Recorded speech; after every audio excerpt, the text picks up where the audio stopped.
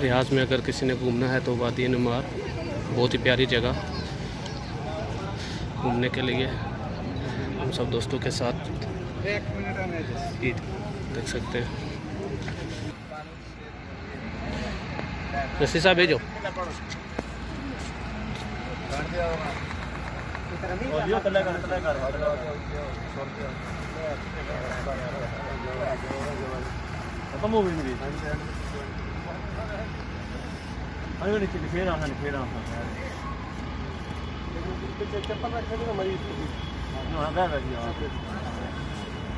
चमचा ले आना, चमचा और फेड़ी आने क्या बोल रहा है मियाजी नान वो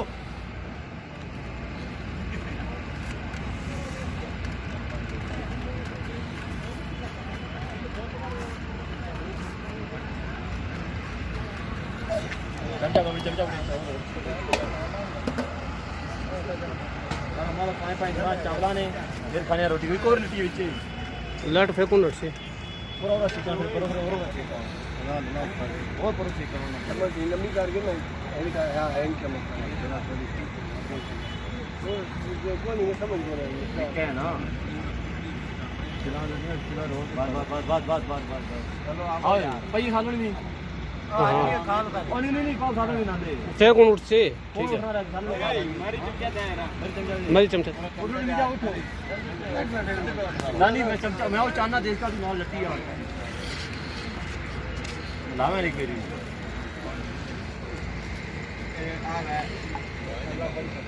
आ ये बोतला पाऊं गया जो बिलूट आ सारा ना का थोड़ा लट्टी आ फाज तो मेरी देखा कौन भाई उठा रहा है सीरिया रोटी रोटी ही चावल यार बस बड़ा अच्छा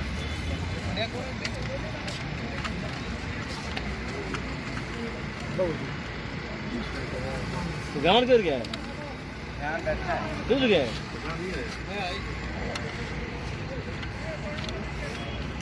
मेरे बंदे से बाहर लटके आया बस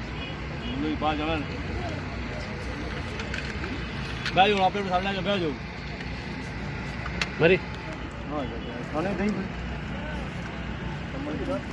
तो थोड़ी सी 2 मिनट की और वीडियो बनाई थी सर मैंने बच्चों में ओए ओए कितनी जाएगी ले क्या यार गिरे पईए बाबा आ गया राजरा बाबू का इतने ला जो वो पानी तो ले कोई नहीं ऊपर वो पानी है ओए सिर खाओगे अरे नहीं समझा ये खा सकता ना हम फोटो बना के भाई पानी में